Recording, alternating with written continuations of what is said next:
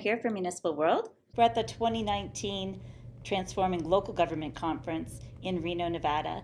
Joining me in our media center here at the event is Dr. Maria Church. Welcome.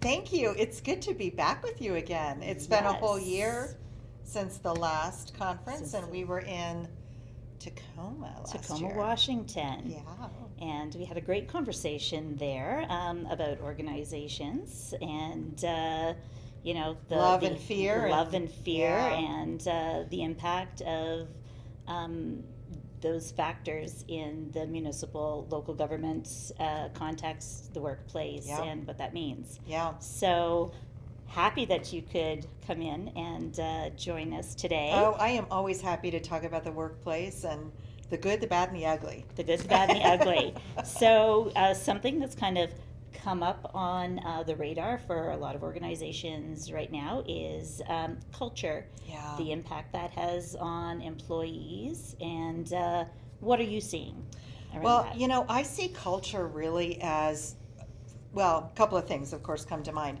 So first and foremost, I see culture as a differentiator. We can, organization-wide, municipalities can really only compete wage-wise and salary-wise to a certain extent. You have a limited And budget. Limited budget. And, different obviously than the private sector, who might be able to include bonuses or different things like that to, help beef up the compensation package. So we don't see a lot of those types of strategies happening, with taxable funds, right? Right. So, so what I find is that having a really rock star culture, a great culture that people are really drawn to, and not just drawn to, but then stay to be a part of that culture, that really becomes the differentiator. More so than I think money a lot of times. And, we probably have all had those experiences where we might say things like, oh, I can't really stand this organization, but I love the people I work with. That speaks to that sort of subculture that's happening. Yes. So then if the greater culture, the entire organizational culture is something like that, then people stay because they want to be part of that. And that's where we're spending the vast majority of our waking hours. Absolutely. So why would we not want to be in a great place? And have that be a positive experience for everyone who comes and invests their time there absolutely. every day. And there's data out there too that supports that. In fact, it was a story or a study that was done a couple of years ago by I'll think of it because it's not coming to my mind right now.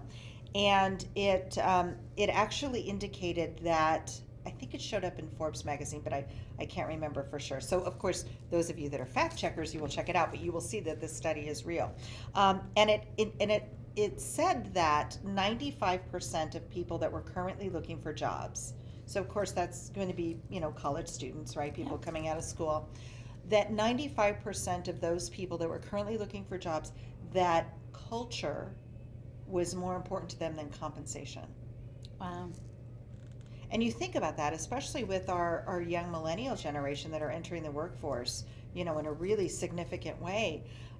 They're okay not having a lot of the things that some of our other generations wanted to have. Yes. And they're okay staying on mom and dad's sofa a little while longer until they find the right fit. Yes.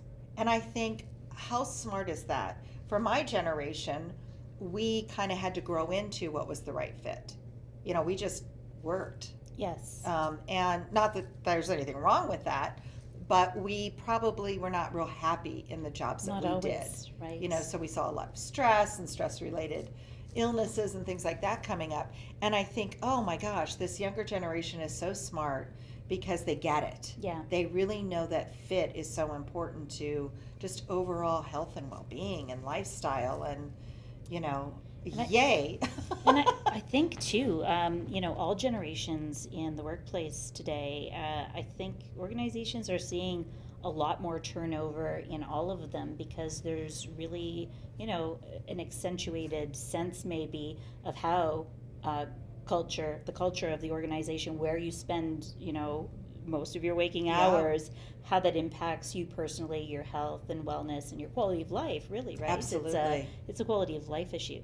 So we did, Municipal World did some research with municipal HR managers across Canada, and there was a sense from the results that um, there was a lot of competition for to fill these jobs. There was kind of a talent shortage, a lot of competition to fill the number of jobs, not enough people applying, and a lot of transition. So competition, perhaps with the private sector, but even between local governments. Yeah, absolutely. And I see that a lot with my clients. And it's Deloitte, by the way, that did that study. Okay.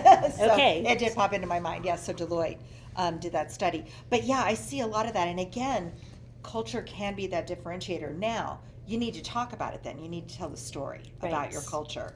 And so I know a lot of my clients have been doing their why videos. So their purpose, their why, because that's really the first part of culture. That's like the deepest level Yes. is our values, and Yes. our why. And so they're doing these why videos with just going around the organization and saying, why did you choose this organization? Why local government? And so what I love about that, Susan, is it's really tying to purpose and meaning.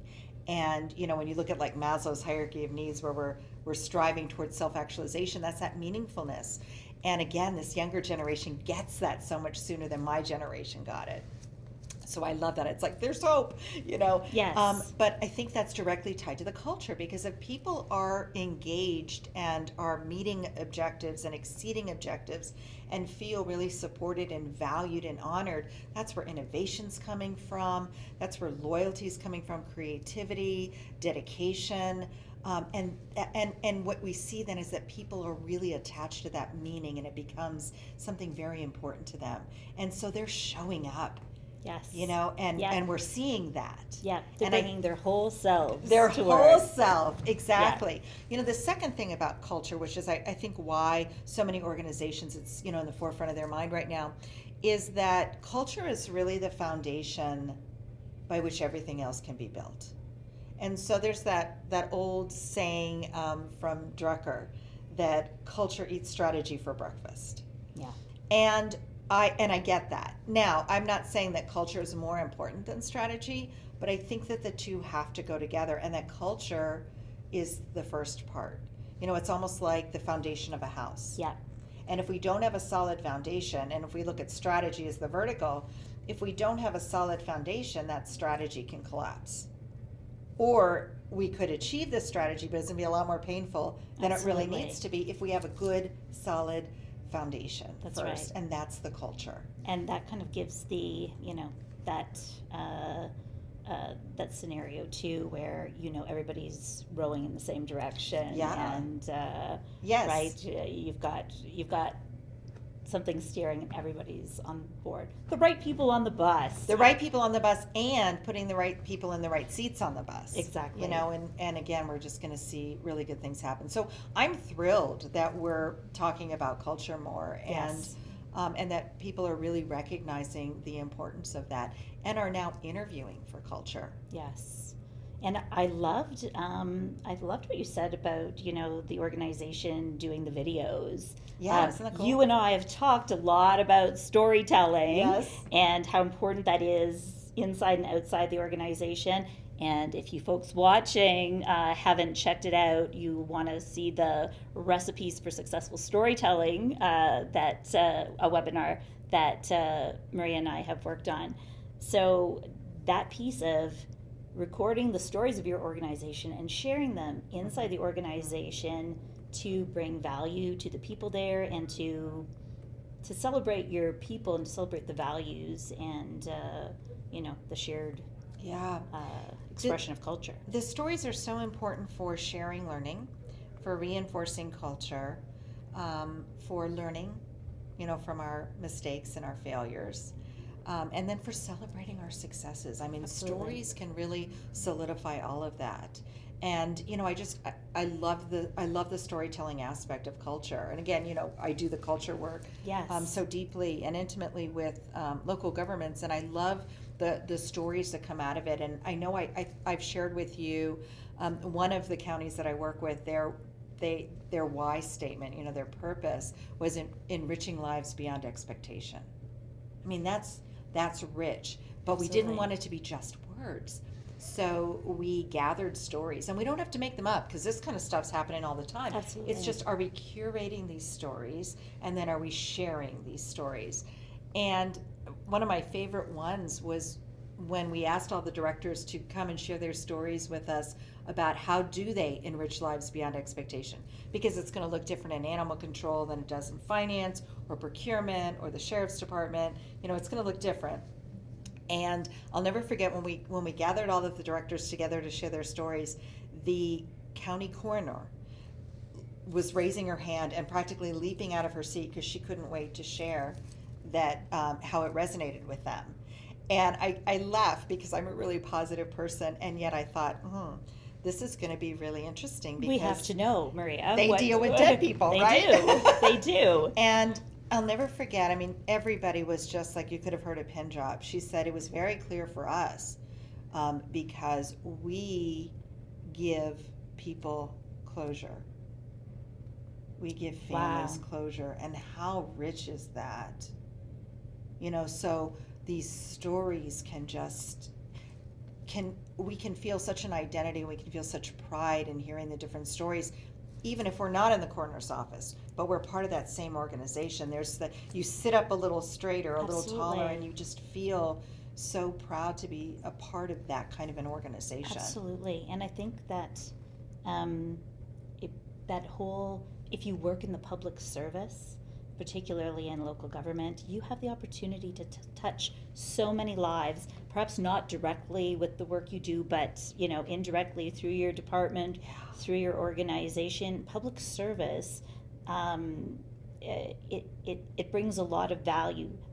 There's so many stories within local government organizations every day, that capture that impact, and local governments really need to get good at reinforcing, sharing those stories to help change the culture outside their organization as well, and how they're perceived, because they bring so much value, but people don't always see it because they don't know. Right? Yeah. I remember in another county, one of I think it was public works workers was, out in the field and came across a wallet. And it was actually somebody who was visiting from Canada in Arizona and on vacation, on holiday, and they lost their wallet. And it had a lot of money in it. Yeah. And he, went through all the motions to try and track down this person because they were traveling. Finally got a hold of the gentleman who had lost the wallet. And I mean, he was thrilled. All the money was still there, all the credit cards, everything was still there. He was so grateful that he went out of his way to share that story with the local media. And they picked it up, and then it was picked up statewide. I'm not sure if it was picked up nationally, but how cool is that? It's awesome. And everybody in that organization was like, proud of that person who did that. So, I think in today's world where we hear so many kind of negative or fear-based stories, that it really is so important for us to really tell those good stories, and to not only reinforce the culture within the organization, but like you said, change the perception outside of the organization as well. Take control of the story a little bit, and make sure those positives are highlighted the way they deserve to be. Right? Yeah, absolutely. Okay. Well, this has been so great chatting again. It's always so much fun talking with you. Yeah. We'll do it again for sure at TLG 2020. There you go. I'm Susan Gardner for Municipal World. We share your stories.